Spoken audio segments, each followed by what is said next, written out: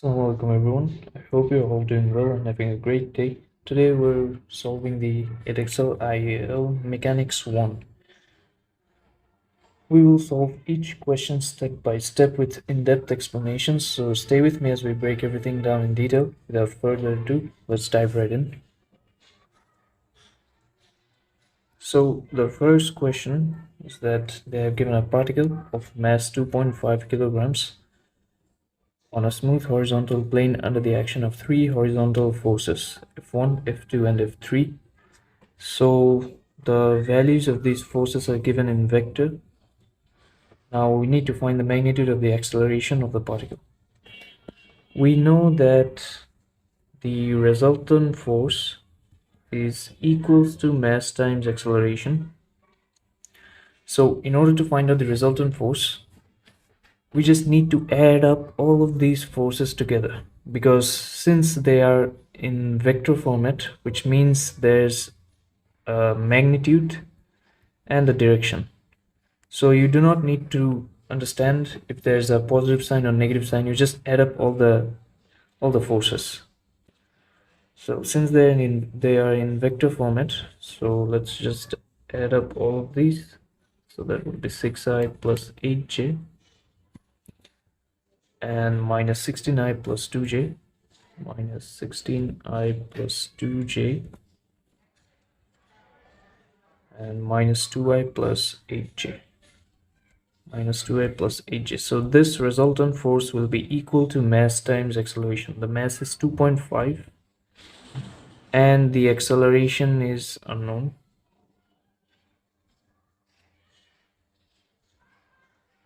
So this is the acceleration in vector format.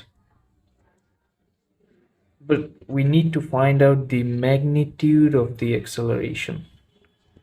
So the magnitude of this acceleration would be root over minus 4.8 squared plus 7.2 squared. So this will be equal to around, so this is equals to around 8.7 meters per second square.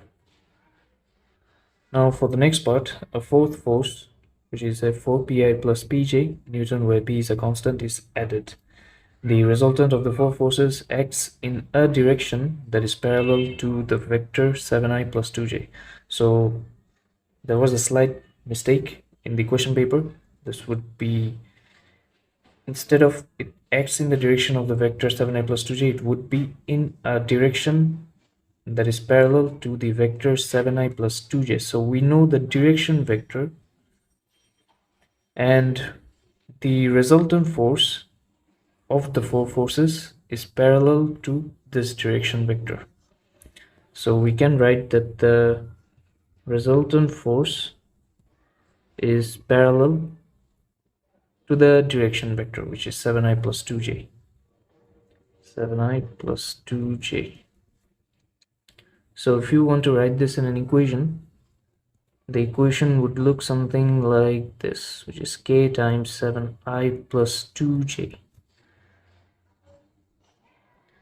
Now the resultant force would be F1 plus F2 plus F3 plus F4. Since we know the sum of all of these forces, which is minus 4.8, or not minus 4.8, it's actually, so the sum of F1 plus F2 plus F3 is actually minus 12i and plus 18j. So we will just add this value to this vector. So this will be p minus 12i plus 18 plus pj, or you can just write it like p plus 18j. So this will be equal to 7ki plus 2kj. Now since these two vectors are equal in value, which means that the coefficient of I is equal to the coefficient of the left hand side of the vectors I. So we can say that p minus 12 equals 7k. I think we need to find the value of p. So we can write k as p minus 12 over 7. So this is our first equation. Now for the second equation, we can equate the coefficients of j. So we can say that 2k equals p plus 18. So the value of k is p plus 18 over 2. And we can substitute the value of k, this value of k into this equation. So it will be p minus 12 over 7 equals p plus 18 over 2. So the value of p is negative 30. So this is the answer. Moving on to the second question. The fixed points A, B, and C lie in a straight line on a horizontal road. At time t equals 0, the motorbike passes through A with speed 5 meters per second. Right, so it passes through A with speed 5 meters per second, and the value of time is 0. Now from A, the motorbike accelerates uniformly until it reaches B with a speed of v meters per second. Right. Now the motorbike takes t1 seconds to travel from A to B, so t1 from A to B. Now from B, the motorbike decelerates uniformly until it comes to rest at C. The motorbike takes 2 seconds to travel from, t2 seconds to travel from B to C. So these are the informations we have. Now we need to sketch a speed time graph for the motion of the motorbike as it moves from A to C. So the speed time graph should look something like this. So the y-axis will be the speed, and the speed is in meters per second, and the x-axis will be time, and this is in seconds. So initially at time t equals 0, the motorbike passes through A with speed 5 meters per second. So initially the speed was 5 meters per second. Let's say 5 is at this point. This is 5, and this is the origin, which is 0 and 0. Alright, so this is the point A. So you don't need to mention it in the graph that this is the point A. Alright, so this information is done. Now from A, the motorbike accelerates uniformly until it reaches B with a speed of v meters per second. So the acceleration is uniform and it reaches point B with the speed of v meters per second. So the speed is v. So that's capital V, and this is the point B. This is the point B. Now, as I've said before, that you don't need to mention the points in the graph. That's up to you. So we're done with this information. Now the motorbike takes t1 seconds to travel from A to B.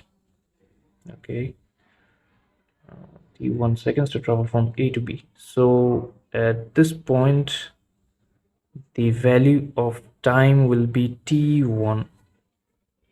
So that's t1. So we're done with this information. Now from B, the motorbike decelerates uniformly until it comes to rest at C. So it decelerates uniformly until it comes to rest at C. So this is the point C. You don't need to mention the point.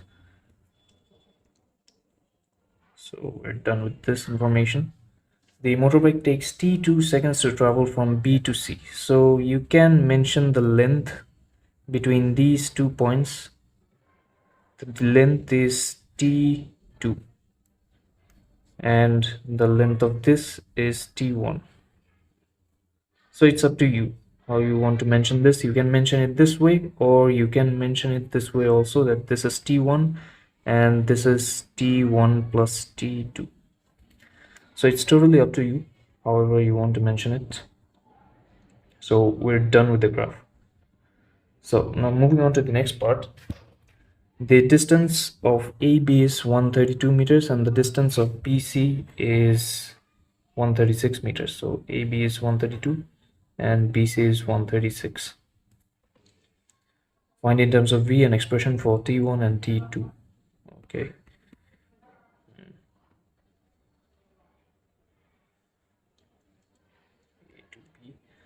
So the area under this graph from A to B section is 132 meters. And the area under this graph, I mean the BC part, this is I guess 136 meters. So that's 132 meters and that's 136 meters. And you don't need to mention these two values in the graph. So we can form an equation. So first B1. So the area under this AB part, AB section is 132. And since this is a trapezium, we know that, wait, let me just write this down. The area is 132. And since this is a trapezium, the area is half A plus B times perpendicular height. So the value of A is 5, this is 5, and the value of B is V. Okay, so that's 5 plus V. And the perpendicular height is the value of T1. So that's T1 equals 132. Now I guess we need to form an equation for T1 in terms of V. So we can make T1 the subject. So T1 will be equal to 132 times 2, which is 264 over V plus 5. So this is our first equation. Now for the second equation, we need to form an equation for T2 in terms of V. So using the second information, I mean this one, the area is 136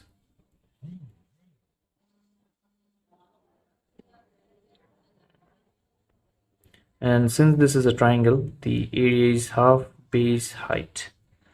Now the value of the base is T2, so this is T2, and the value of the perpendicular height is V, so that's V equals 136. So we can make T2 the subject and we'll get our answer. So that's 272 over V. So that is it for this part. Now, given that the motorbike takes 28 seconds to travel from A to C, now we need to find the value of V. So the total time is 28 seconds from A to C. So we can say that T1 plus T2 equals 28 seconds. And we know that the value of T1 is 264 over V plus 5. So it's 264 over V plus 5. And the value of T2 is 272 over V. So it's 272 over V. This will be equal to 28 seconds. So from this we can find out the value of V. So the value of V is 17 meters per second. Now for the next part, we need to find the deceleration of the motorbike. So the deceleration of the motorbike. So in order to find out the deceleration of the motorbike, we can use this formula, which is A equals V minus U over T. Now the problem is that we know the final velocity, which is 0, and we also know the initial velocity, but we don't know the value of T2.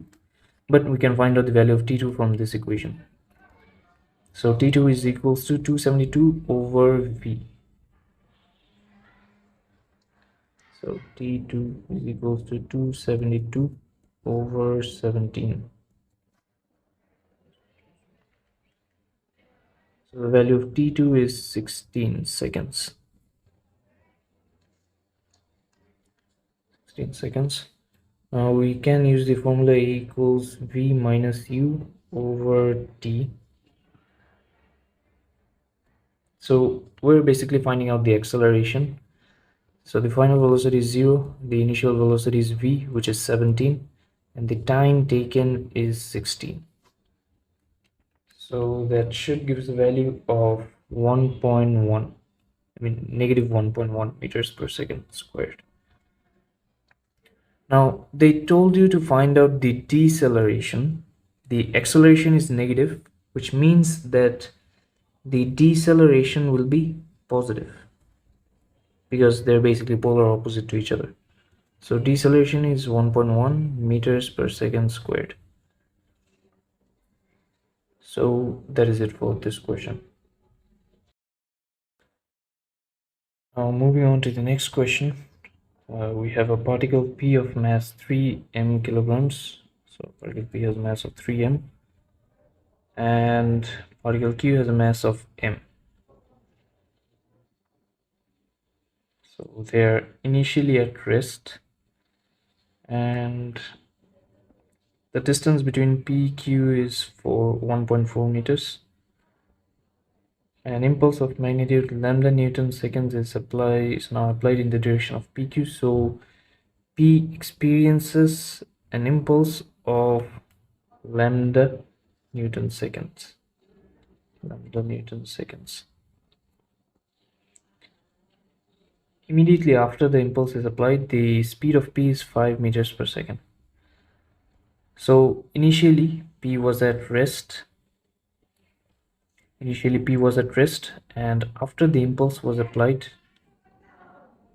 P was moving at a speed of 5 meters per second. So we can use the formula, which is impulse equal mass times change in velocity.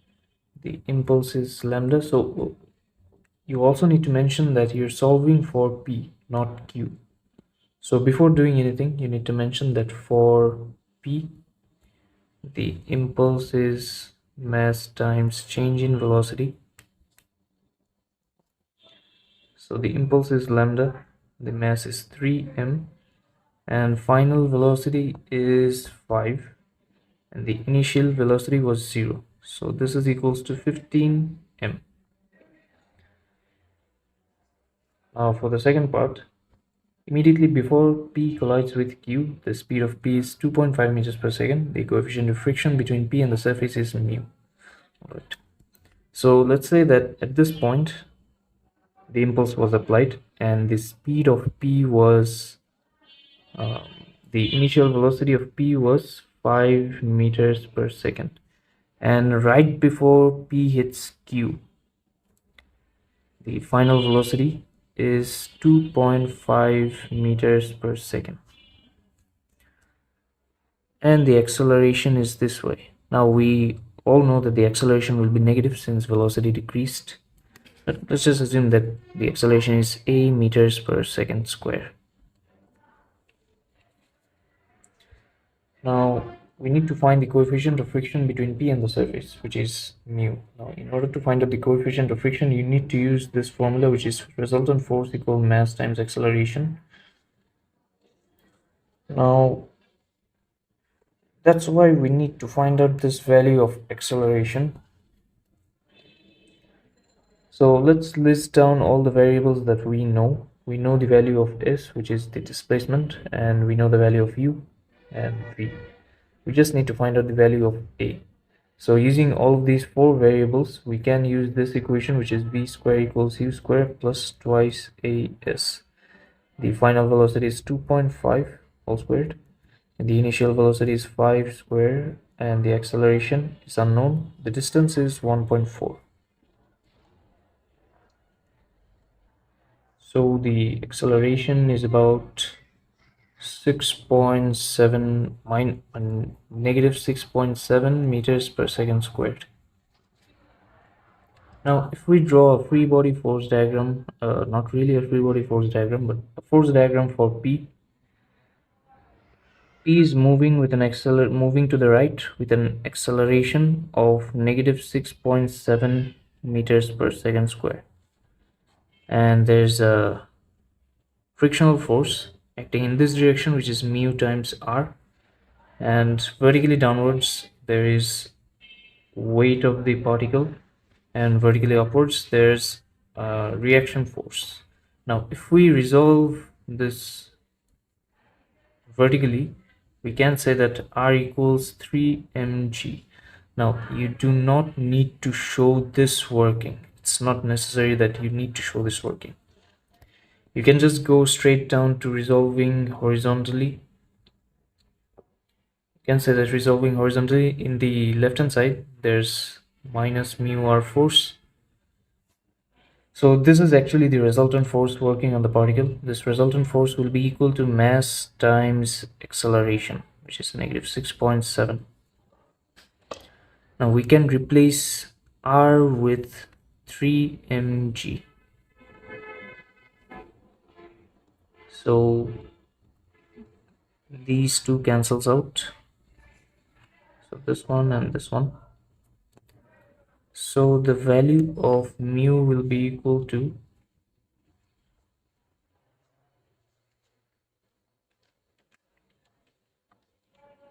the value of mu is around 0.68. So this is the answer. Now moving on to the next part. Immediately after P collides with Q, the speed of Q is 2.1 meters per second. Now we all know that we need to use the law of conservation of momentum. So before doing that, it's in your best interest to draw the diagram of before the collision and after the collision. So before the collision, that's 3m, and this particle is m. It was moving towards this particle at a speed of 2.5 meters per second.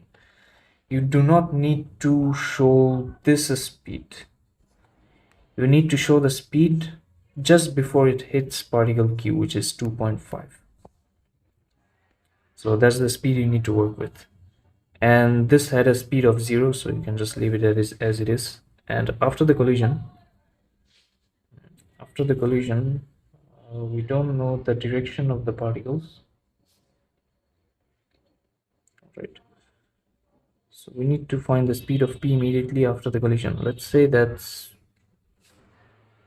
we don't know the direction of velocity of P. Let's say that the velocity is v, and the direction can either be this way or this way, and this is mass m. Now it's a logical statement that when P hits Q, the direction of Q will obviously be this way, and the speed of Q is 2.1 meters per second. So that's 2.1 meters per second. So you can think of the scenarios like this. This is a heavier particle, and this is a less heavy particle. So when the heavier particle hits the less heavier particle, this will never go to the left direction. It will either go to the right direction. I mean the direction of velocity will be unchanged, or the velocity may be 0. But let's just assume that we don't know the direction. The velocity is v. So using CLM, I mean the law of conservation of momentum. The momentum before collision is 3m times 2.5, and the momentum of this particle is 0 because it is at rest. This will be equal to the momentum after collision, which is 3mv plus m times 2.1. So from this equation we can cancel out the m's. So from this we can find out the velocity v. So after finding out the velocity v, we can finally determine if the direction has reversed or not. If it's a positive, if it's a negative value, which means the direction has reversed, and if it's a positive value, which means it is unchanged. So the value is 1.8 meters per second. So the direction of velocity is unchanged. So this is the answer. Now moving on to the next part, we have a rod, and the rod is uniform rod, which means the center of mass is exactly at the midpoint, which has length 3m and weight w newtons. The rod is suspended, right? So this is this. The tension in the rope at C is 350 newtons. So basically there will be two tensions, tension at C, so tension at C and tension at A. So tension at C is given, which is 350 newtons, and tension at A is unknown, which is, let's call this T. Now we just need to find out the weight, which is 490. We should need to show that the weight is 490. So the weight will be acting exactly at the midpoint. So this is, weight is W. So now what we can do is that we can take moments. I suggest you all to take moments from A, because you don't need to worry about this force, this tension force. You can take moments about C or B, that is up to you, but I usually prefer to take moments about this point so that I don't need to deal with this part. So if we take moments about A, the clockwise moment is equals to the anti-clockwise moment. So this is one clockwise moment because it will rotate about this point like this. So the length is 1.5 and the weight is W. So that's 1.5 times W. This will be equal to the clockwise moment. This is the clockwise moment because it will rotate in this direction.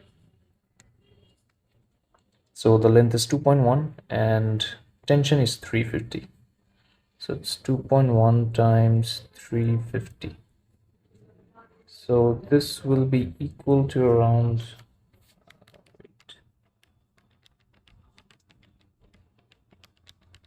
so this is equals to around 490 newtons. So that is it for this part. Now moving on to the next part, a particle P of weight 210 newtons is attached to the rod at a distance d meters from A. The tension in the rope at C is now 600 newtons. The rod remains in equilibrium in a horizontal position. Alright, now we just need to find out the value of T. So the tension at C has changed. This is now 600 newtons, and this has also changed. We don't need to worry about this, and I'll tell you why. So the particle P is at, it can either be at this point or this point. So let's just assume that it is at this point. This point is unknown, and particle P has a weight of 210 newtons. 210 newtons, and the distance is d meters. Now for this one, you always need to take moments about A, because it's better to be safe than sorry. Because if the particle was at this point, if you took moments about C, if the particle was at this point, this would create a clockwise moment about point C, and if the particle was at this point, it would create a clockwise an anti-clockwise moment about C. So it's always better to take moments about A or B. because the direction of the moment will not change about A and B. And why do I consider A to be the perfect option? Because you don't need to worry about this tension force. So again, if we take moments about A, the clockwise moment is these two forces are creating the clockwise moment. So it's D times 210 and 1.5 times W. And the value of W is constant, which is 490. So it's 210D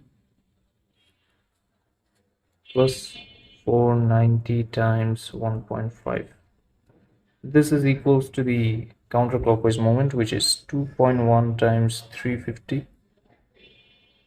So from this we can find out the value of D.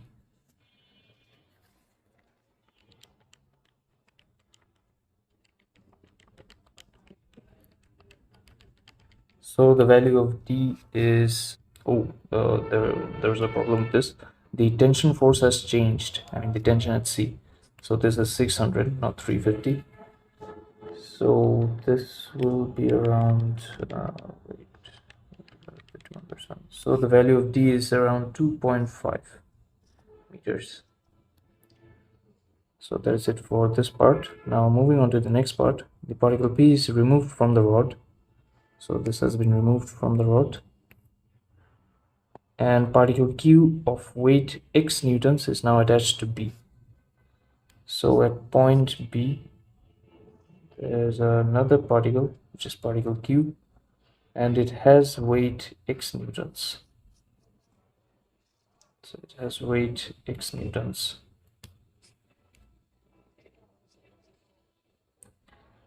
The rod remains in equilibrium in a horizontal position and is now on the point of tilting. It is on the point of tilting. Now this is a very crucial part. So there are two tension forces, tension at C and tension at A. Now when I place this particle at point B, the rod is on the point of tilting. We just need to identify from which pivot it is on the point of tilting. So if you think logically, it will be on the point of tilting about this point C, about this pivot, which means that the reaction force or the tension force at any other pivots will be equal to 0. So this will be equal to 0 newtons, and this will have a tension force. So for this part, we can take moments about C.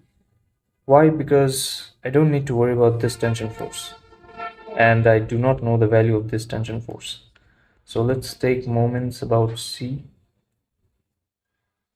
Moments about C. So the clockwise moment is equal to the counterclockwise moment. So this is the clockwise moment because this will rotate about this point. So the length of this is about 0.9 meters. So that's 0.9x. This will be equal to equal to the counterclockwise moment. This is the counterclockwise moment because this rotates in this direction. So now we just need to find out the length between this point and this point. Now the length between this point A and the center of gravity is 1.5 and the total length is 2.1. So this length will be equal to 2.1 minus 1.5, which is equals to around 0.6 meters. And the value of W is constant. So that's 0.6 times 490. It was 490. So it's 490. So the value of X will be 6 over 9 times 490. So the value of X is about 330 newtons.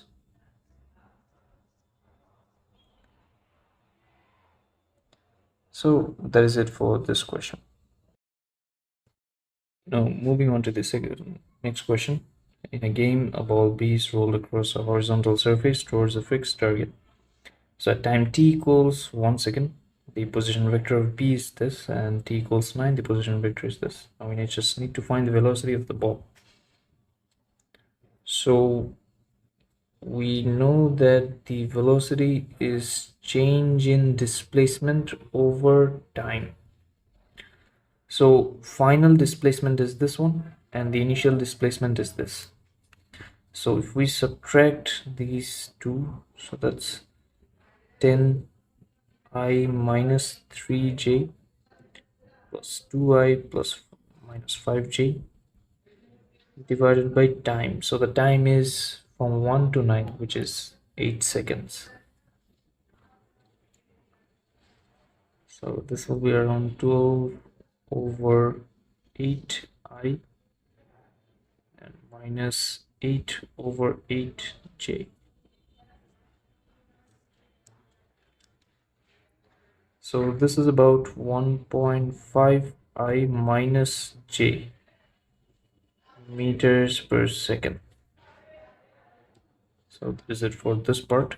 Now moving on to the second part, the position vector of our target is 39 minus 5j meters.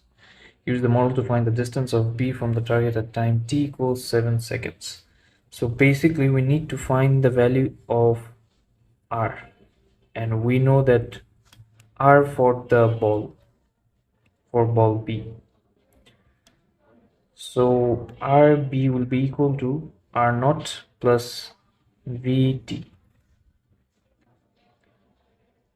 So RB for ball B, I mean we're basically finding out the OB vector.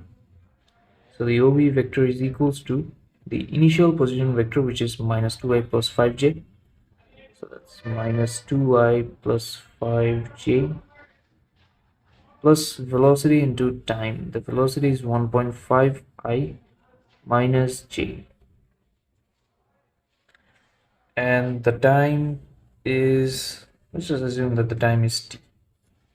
Because we're starting from t equals 1 seconds up till t equals 7 seconds, right? So the time is t, so this can be written as 1.5t minus 2I plus 5 minus tj. So this is the position vector of the ball after, wait. So this is the position vector of the ball after t equals 1 seconds. Now we need to find out the position vector of the ball at t equal 7 seconds. Okay. So if we substitute t equals 7 into this equation, so when t equals 7 seconds, so wait, t is 1.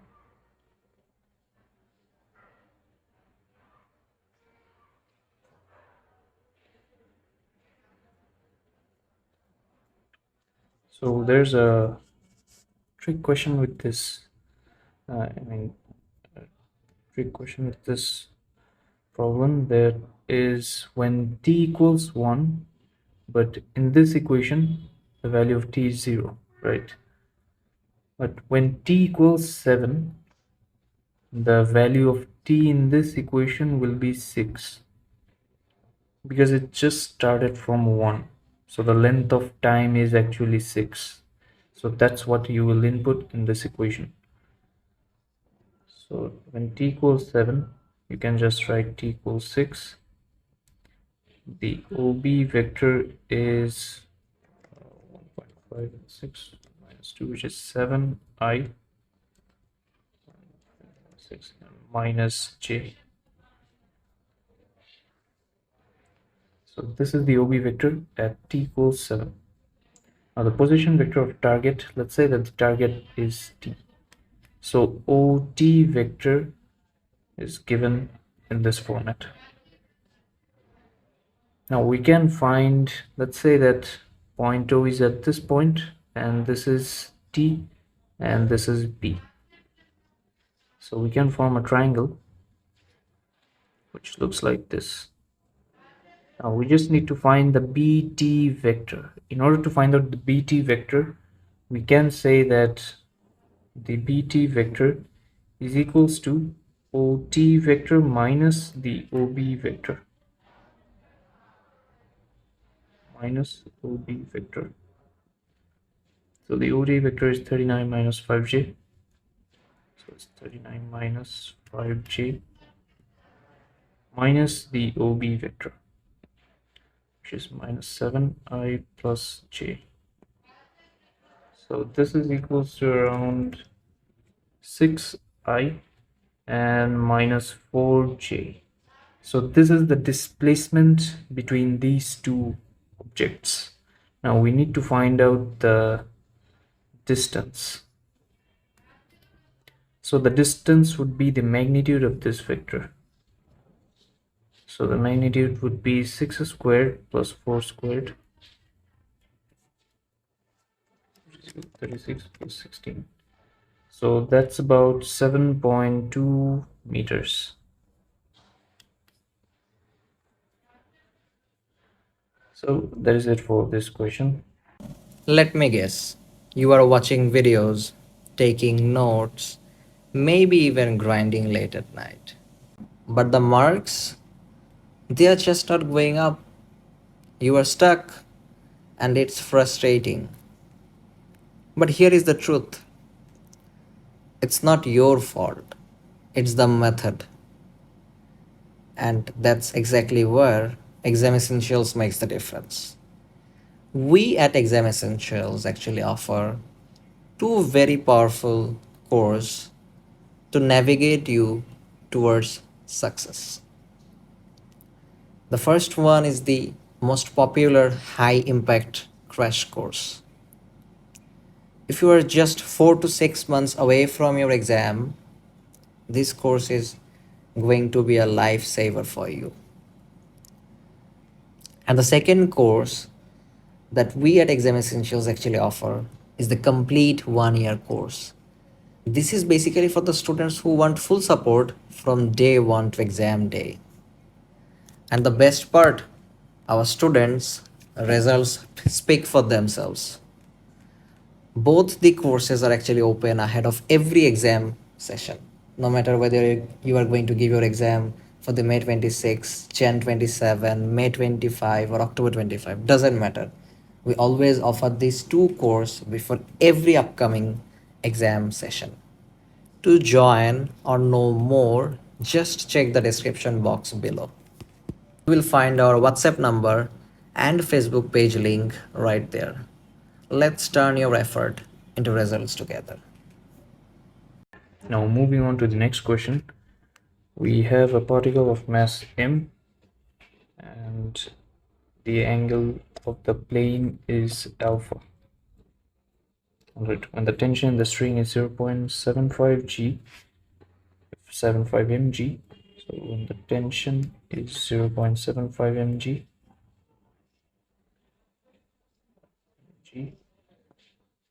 the particle is on the point of moving up the plane, which means that the frictional force will act downwards. And the frictional force, we just need to find out the frictional force. Let's call that force F.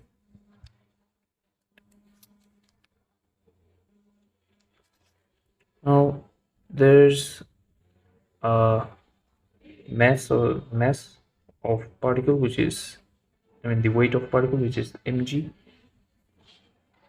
and perpendicular to the surface there will be a reaction force. Alright, so now let's just resolve this and find out the magnitude of the frictional force. So the very first thing we will do is that resolve this perpendicular to the plane. So perpendicular to the plane there are several forces. There's this force, the component of this force, tension force, which is 0.75 mg sine alpha.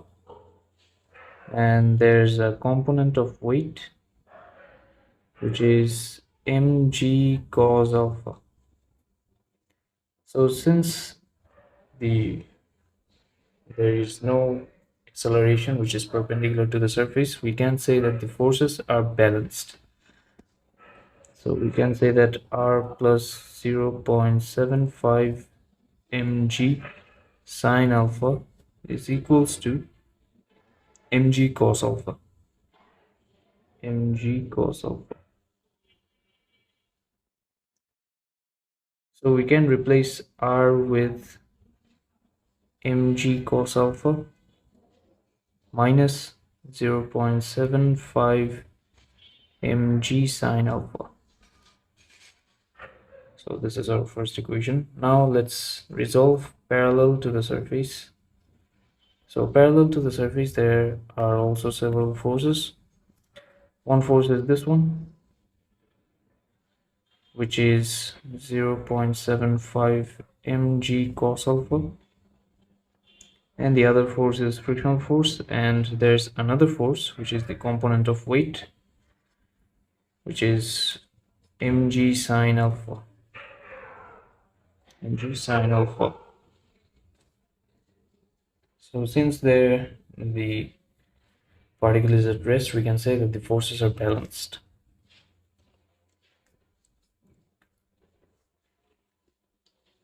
So we can say that 0.75 mg cos alpha is equals to the frictional force plus mg sine alpha. Alright, so actually this was very unnecessary. We did not need to do this, but let's just keep it there because we might need this in the next problem. We don't know about that. So the frictional force can be written as 0.75 mg cos alpha minus mg sine alpha. So this is the answer for the first part. Now for the second part, the coefficient of friction between P and the plane is half. So that tan alpha is 2/5. Alright, so basically we actually needed this part. So let's just bring this down to this point, right?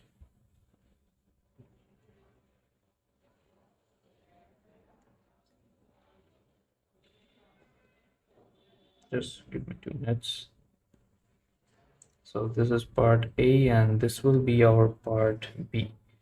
So this is one equation, the second equation you can say, and this is the first equation.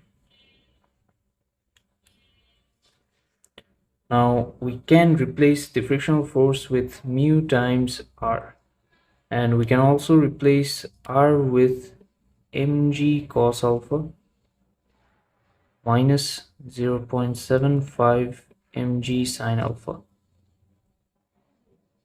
So this will be the frictional forces will be equal to 0.75 mg cos alpha minus mg sine alpha. So that's 0.75 mg cos alpha minus mg sine alpha. What we can do with this equation is that divide this whole thing by mg, so these cancels out, this one, and this one, and this one also.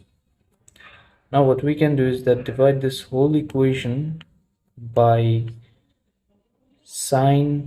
cos alpha. So this will give us mu 1 minus 0.75 times sine alpha by cos alpha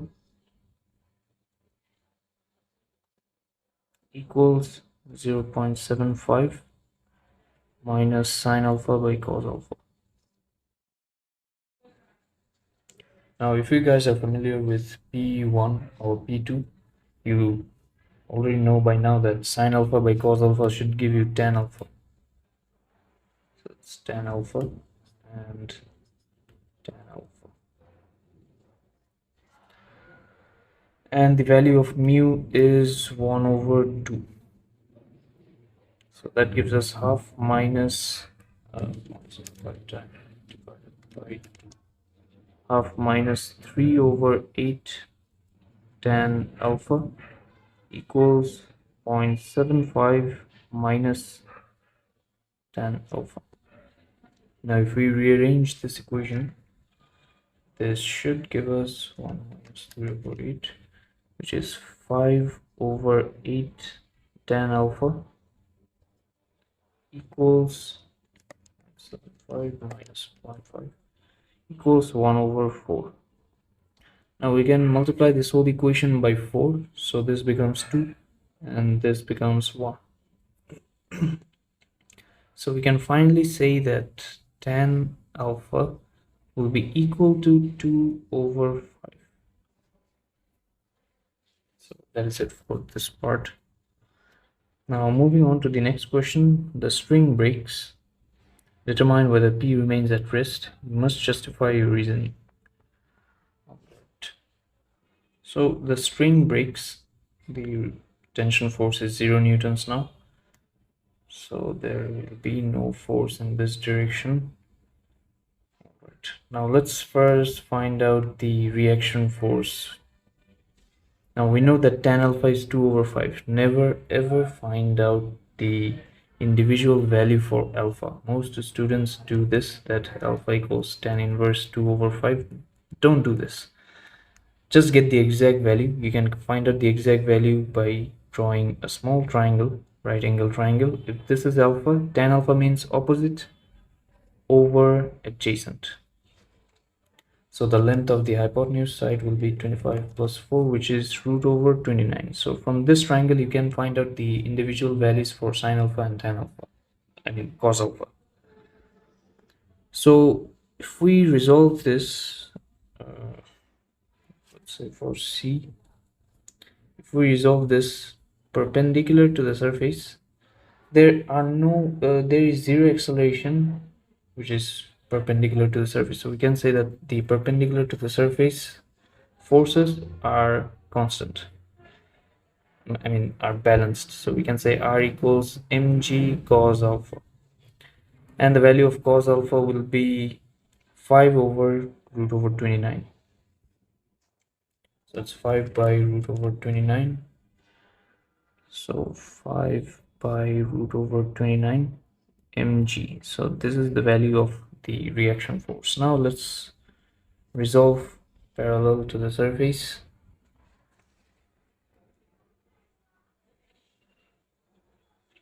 Or we can say that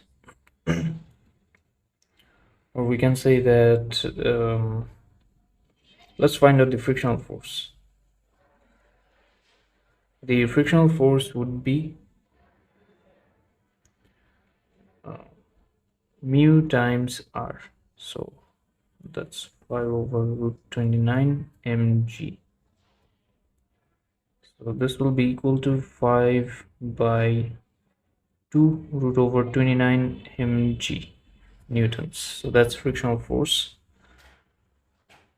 Now what you can do is that if you resolve parallel to the surface, there are two forces. One is frictional force, which is 5 over 2 root 29 mg, and the other is the component of the weight, which is mg sine alpha.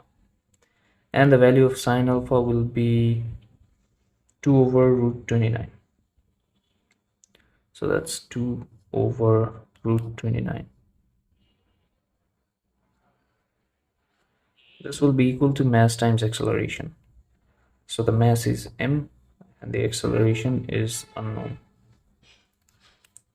Let's find out the acceleration. So the m cancels out. So we get the acceleration as minus, oh wait, 2 plus 2. So it's minus 9 over 2 root 29 g, 9g over 2 root 29. So as you can see that there is an acceleration. Doesn't matter if the acceleration is positive or negative. It just matters that the if the acceleration is 0 or not. Now you can say that since acceleration is less than 0, there is a value of acceleration, which means the particle will not stay at rest. So you can say that P will not stay at rest.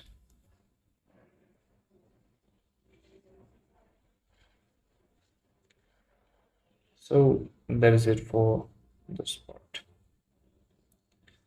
Now moving on to the next question, we have two particles and a pulley. So first of all, you need to draw the forces acting on the particles. So here it's 2 mg and there's a tension force, and at this part there's 3 mg and a tension force acting upwards. And the tension force will be the same because this is a light inextensible string. Now I guess we need to find the tension in the string in terms of m and g. All right. So if we release this system from rest, B will go downwards, I mean accelerate downwards with an acceleration of A, and A will accelerate upwards because B is much heavier than A. So we can say that, let's first find out the equation of motion for A. So for A resolving vertically, since the acceleration is upwards, the upward force will be much greater. So the resultant force will be T minus 2 mg. So it's T minus 2 mg is equals to mass times acceleration. So this is our first equation. Now let's resolve for B. For B resolving vertically, so for B, since the acceleration is downwards, the downward force will be much greater. So we can say that 3 mg minus T is the resultant force, or you can write it down like this, which is minus T plus 3 mg equals 3 ma. Now the reason I wrote it down like this, I'll show you in just a few minutes. So the reason I wrote it down like this is that I want to use the elimination method to find out the value of the acceleration or the tension. So if I bring down the first equation, so that's T minus 2 mg equals to ma. It's much easier to use the elimination method instead of the substitution method. That's what I prefer you all to do. So if you add these two equations, this cancels out. So you get mg equals 5 ma. And then again, these two cancels out. So the acceleration is g over 5 meters per second squared. Now we just need to find out the tension. So you can substitute the value of A into either one of these equations. Let's say I want to substitute this into the first equation. So it will be T equals 2 ma plus 2 mg. Yep, just plus 2 mg. So this will be 2 over 5 plus 2, which is, so the tension force is 12 over 5 mg newtons. So that is it for this part. Now for the second part, we need to find the speed of P at the instant it strikes the surface. So it's literally at this point, just before it strikes the surface, the velocity is unknown. We need to find out the value of this velocity. So we know the initial velocity because the particles were initially at rest, I think. Yep, these were at rest. So the initial velocity is, we know the initial velocity and we know the distance, and we just need to find out, oh, we also know the acceleration. We just need to find out the final velocity. So using all of these four variables, we can use an equation which is v square equals u square plus twice as. So the final velocity is unknown and the initial velocity is 0. The acceleration is 12 over 5 mg, and the distance is 0.5 meters. So 0.5 over. So this should give us a value of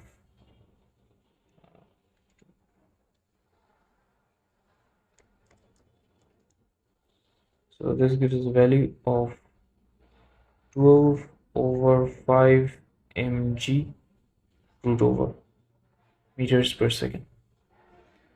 So that's the speed of p at the instant it strikes the surface. Okay, so there is a little problem with part B. In part B, I wrote that the acceleration is 12 over 5 mg. This is actually the tension force, not the acceleration. The acceleration is g over 5. So that's going to be g over 5. And this would be root over 2 times 1 over 5. So that's root over g by 5, I think. So root over g by 5. That's the velocity. That's the answer to part B. That's the correct answer to part B. Now moving on to the next part. In the subsequent motion, A does not reach the pulley and B does not rebound after it strikes the surface. Now we have to find the time from the instant when the system is released from rest to the instant when A first reaches a height of 1.06 meters above the surface. So we know that A is already 0.5 meters above the surface, so that's 0.5 meters. And when B travels 0.5 meters downwards, A will travel 0.5 meters upwards. So in total, A travels, as in total, A is 1 meters above the surface. So at this point, the total distance is 1 meters. Then it needs to travel an extra distance of 0.06 meters. And we have to find the time taken for the whole journey. So let's first find the time taken for B to travel this distance. So if we use the equation S equals ut plus half at squared, the value of S is 0.5 and the initial velocity was 0, so this whole value becomes 0, and the acceleration is root over g by, I think it was root over, no, the acceleration is g by 5. So it's g by 5 t squared. So from this, the value of t1, let's assume that for B to travel 0.5 meters downwards, the time is t1. So the value of t1 will be root over g by 5. Right. And for A to travel this distance, it will take the same time because it's a whole system. So this is t1. Now we just need to find the value of this time, which is t2. Now let's call this point x. The instant when B is about to hit the ground, at this point the velocity is v.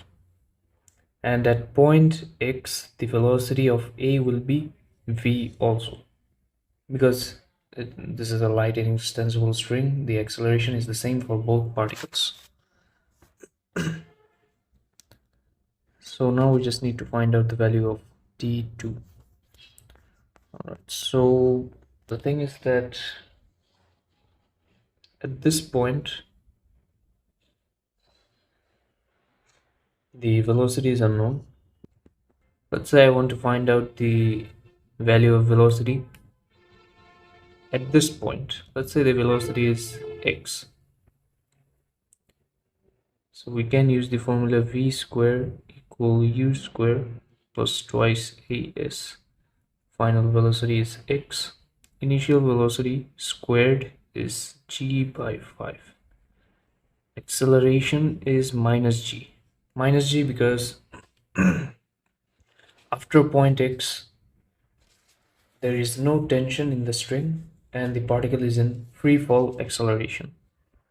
So that's minus g, and the value of s is 0.06, and root over this whole thing. So the value of x is about 5. So the value of x is root over 2g by 5 meters per second. So that's the value of velocity. Now we can use the equation v equals u plus at. The final velocity is root over 2g by 5. The initial velocity was root over g by 5, and we can write this as root over g divided by root over 5. The acceleration is minus g. Time taken is t2. So the value of t2 will be 1 over root over 5 times root over g minus root over 2 divided by 5 root g. So this is the time for t2. Now the total time will be t1 plus t2. That's what they asked you to find. So the value of t1 is root over g by 5. Wait. Oh, it's actually root over 5 by g, not g by 5. So the value of t1 is root over 5 by g. So that's root over 5 by root over g, or you can just write it in this format, root over 5 by g plus 1 over root over 5g. You can write root 5 times root g as root over 5g minus root over 2 divided by 5 root g. So the time taken is around 0.77 seconds. So this is the answer. So that is it for this question, and I'll see you guys in the next video.